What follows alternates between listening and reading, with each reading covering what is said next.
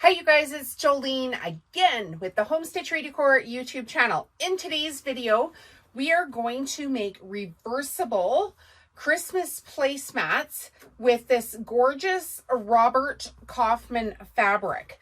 So these are one of my signature items at my Christmas craft shows. They sell like crazy. They're super high end. Love making them. Super easy. And this is part of a 3-part series of videos with this fabric because I make mix and match items. So be sure to watch the tea towel tutorial that's linked at the end of this video. And we also are making the envelope pillow shams. So those 2 tutorials are already up and running. And now we're going to make a reversible Christmas placemat. So for this, we're going to need 2 colors of fabric, and I've got a little bit laid out, but basically I buy this on the Bolt, and it's Christmas 2025. So you guys should be able to find this exact print in stores right now because I bought it, you know, like we always are able to pre-order. And so this is called Holiday Charm Shadow. And that's by Robert Kaufman. I can give you a nice little close-up there for you. And then we've got a pattern that matches it or complements it. It's also by Robert Kaufman. And it's also called Shadow, Holiday Charm Shadow. And then this one has Christmas trees on it. Okay, so first of all, we're going to put a little bit of that to the side. We're going to grab our rotary cutter. And my placemats are 12 by 18. So the first cut I'm going to make is going to be with the fabric, and it's going to be at 12.5. So I have a 1/4 inch seam allowance, and everything's going to be nice and snug. And we're going to cut 2 at a time. So we'll reserve this fabric for later. And then on the edge of it here, we're just going to trim off the folded edge because I have to line this up with the other fabric. So just trim off that little folded edge there, just a wee little bit. The length isn't going to matter too much right now because we're going to sew this into basically a pillow sham. All right, so we've got our 2 pieces. We can make 2 placemats at a time. They now look like this, and we're going to do the same thing for the other color of fabric. So grab your fabric. I understand a lot of you won't be able to get like a whole bolt, but grab your fabric, roll it out nice and flat, and you're going to cut it at 12.5. And off we go here. Get everything lined up so it's nice and snug.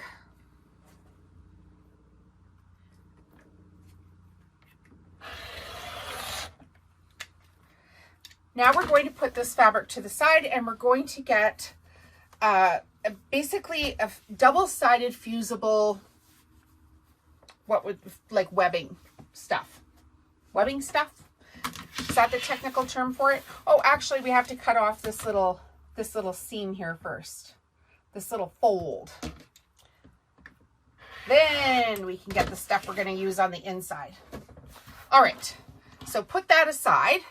Now this is by Pellon, and it is Pellon 2-sided fusible ultra firm stabilizer. That's what it's called. And it's 72F. And basically that means we're going to be able to iron our fabric down on both sides. So for this now, we're going to cut at 12.5 inches. Or sorry, 12 inches, because the finish is going to be 12.5.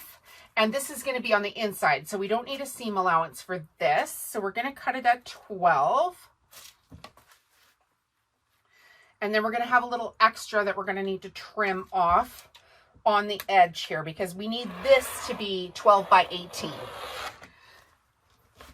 So we're only going to make one today on the video, but typically I make 2 at a time, which makes sense because who wants one placemat? They all want a set, right?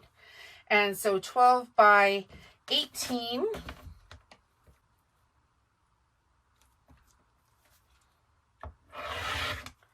And then we've got a little bit left. I'm not sure what all you could do with that. Perhaps a bookmark. All right, now we're gonna sew the two fabrics together. Let's go.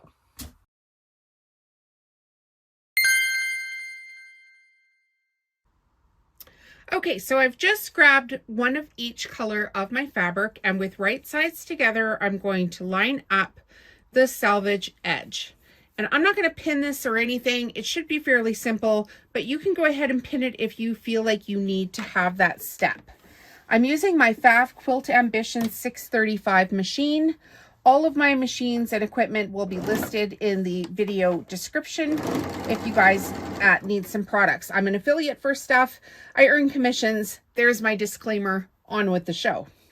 So I'm just going to sew with the presser foot. And I'm going to just line up the fabric as I go. So I'm just going to constantly check to make sure that everything is lined up. I want a nice snug finish on this when I'm done.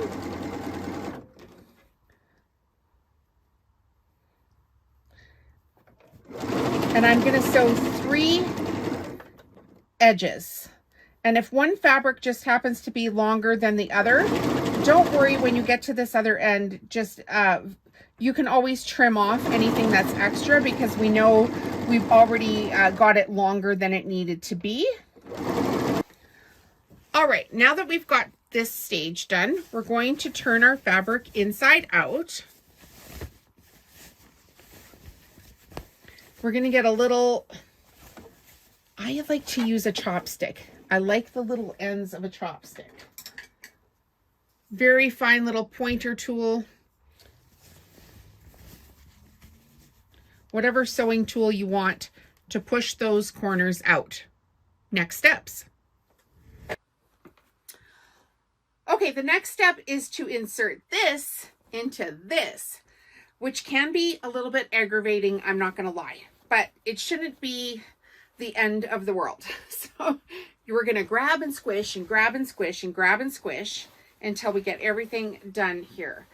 So I don't know of an easier way to do this other than to pull it down into the sack and get it lined up into the corners as best you can. A little bit aggravating, but oh, I don't know. I've done worse things for work, so. All right, wasn't so bad. Now you want everything lined up right into those corners as snug as can be. And you need to line up the prints on either side. So can you see here, I've got a little bit of an edge here and a little bit of an edge here where the fabric is overlapped. So essentially, I just use my fingers and rake it to the edge that it needs to be at. And it might look a little weird because it's kind of got a roll in it right now. But don't worry about that too much.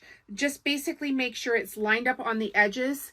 Make sure you've got everything pulled up to the corner. You can see this one is a little bit loosey-goosey, and that's not good enough. So we need to pull that down into the corner, snug as can be.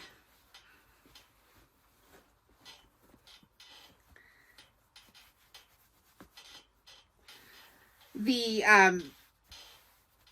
what was that? That fusible stabilizer, sorry, the stabilizer does like to roll a little bit because that's how it's rolled up onto the cardboard when it comes like that, but it will lay flat here in a minute.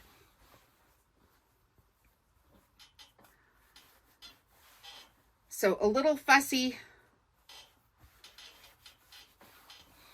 And of course, I think everything's harder when you're doing it on camera, so forgive me for that. Okay, so we've got a little bit of a bump here, and I'm going to show you how to iron this flat.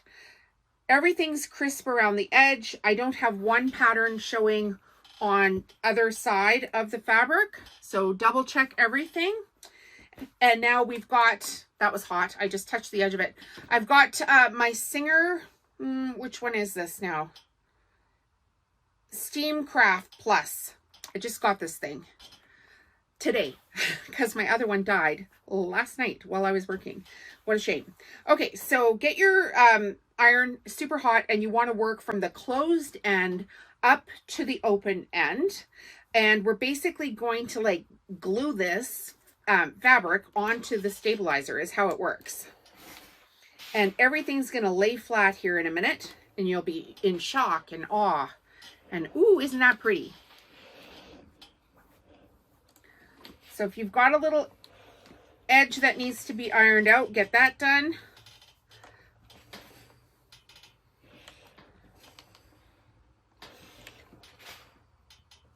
You can see this is still loosey-goosey at the top. And once I've got a couple of edges, I'll work my way up to the top with this. Pretty easy peasy. Now on this side, I'm going to glue it down to the top. On the other side, I'm going to stop the iron a couple of inches down.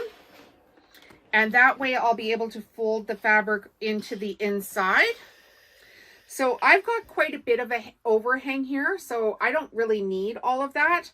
I am going to trim it off just with a pair of snips here. You could use your rotary cutter if you wanted to, and I'm just going to cut it down so I've maybe got, you know, 1.5 inches or so that I can use for the envelope closure. Or basically I'm going to just glue this down on the inside. So trim that little bit off because we don't need all of that excess. And now flip your placemat over. Your back side won't be glued very well. It might have a little bit of a stick, but not too much. And then we're going to fold your inside, the front side in to the back. So you see this is now on the top of the stabilizer into the back here. I want you guys to have a real good view of this. So there is the side that we just ironed. And now we've got it folded. And it needs to be really snug to go into the other side. And the way I do that there is just angle this other piece. So once we've got that in and it's laying flat, you can give this a bit of a press here, just on the edge. Roll that fabric in so it's right to the edge and give it just a little bit of steam there. Now that middle piece should be fairly stuck. Now we're gonna, what are we gonna do? Flip this over. And we're just going to fold this as well and line it up onto the back. Might need to fuss with the corners a little bit because you don't want a big glob of fabric here. So a little bit fussy, but it will work. And now, if it's not quite to the edge, use your thumb and forefinger and just roll the fabric so it's just to the edge, matching up with the one on top of it. And you'll see, here is the other side. It's now on top of that stabilizer. And we're just lining up the back. And this is a little fussy because, of course, we don't want to see one pattern on either side again, right? So we need to get this part right. All right, this is looking really good, you guys. You want that really, really glued on to that stabilizer. It's 72F, Pellon double-sided fusible stabilizer. Hey guys, I just wanted to interrupt the video and tell you that today's video is sponsored by me and my book, From Zero to YouTuber, which you can find on Amazon. This is basically a course, a $2,000 course in a $14.95 American book, teaching you how to start, grow, and scale your own YouTube channel. I got so tired of watching YouTube videos that tell you, look here, go there. And all it is I'm trying to sell you a massive course, which doesn't give you all the answers. So I wrote a book. It's available on Amazon. I'll put the link in the video description. Now back to the video.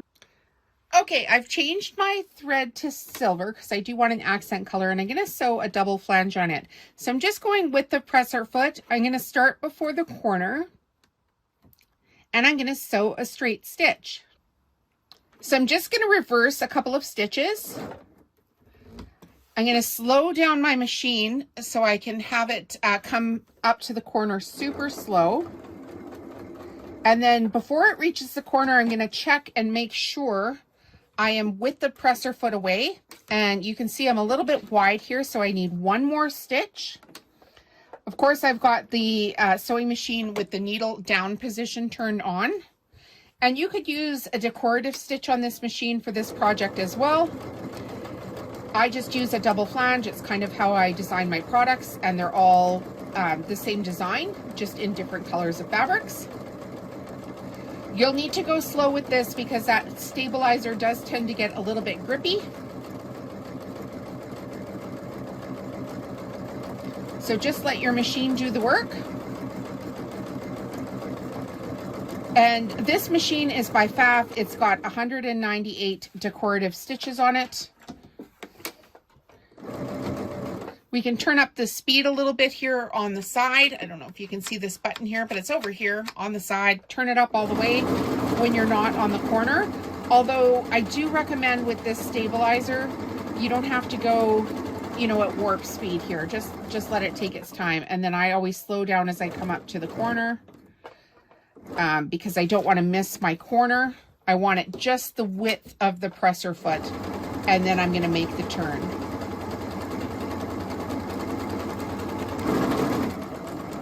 That's a little too fast. You can kind of feel it gripping a little bit.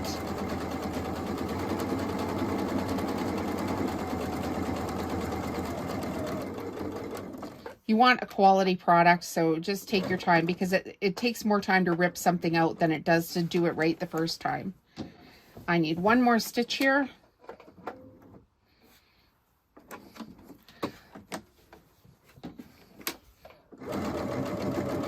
There we go, we got it perfect. I'm going to come up to the end, and then we're going to use the automatic thread cutter here.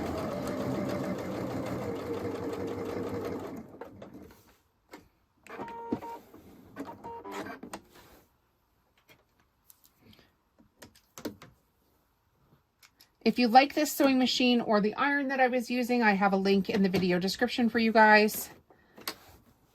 Feel free to support the channel by shopping through links that I share. That's super helpful.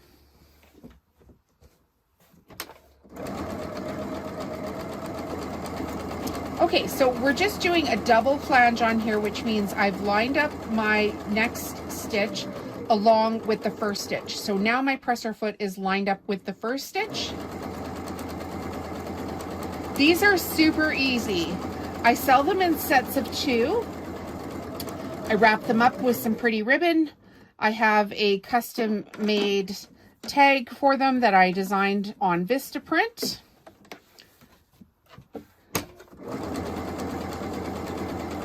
And I think the most I've sold at one time was 16 to one family. They have a huge family and they wanted a couple of extra just in case somebody showed up for turkey dinner. All right. Just about done with this project. To see all of my tutorials, watch the Home Stitchery Decor YouTube channel. Make sure you hit the subscribe button and the bell button and turn on notifications, and you'll get notified when I'm doing new videos. I do a ton of lives on this channel, which is super fun. We have members only giveaways, discounts on my digital products, early access to videos, priority reply to comments, and the membership is $1.99 a month. So come join us, it's fun. Okay, we're coming up to the edge here, and I just want to just line my stitch up perfectly with the one underneath. I need one more. I can see, oh, I got 2. Well, you know, try to be perfect, but that's life. And use the thread cutter again, and I will show you guys here. I'm just going to trim off this one little thread that I got on the top, and there's a couple on the bottom, of course. And then this is what the double flange looks like. So if you like tutorials like this, please subscribe to the channel and be sure to watch the tea towel tutorial and the envelope pillow tutorial. See you in the next one. Have a great day.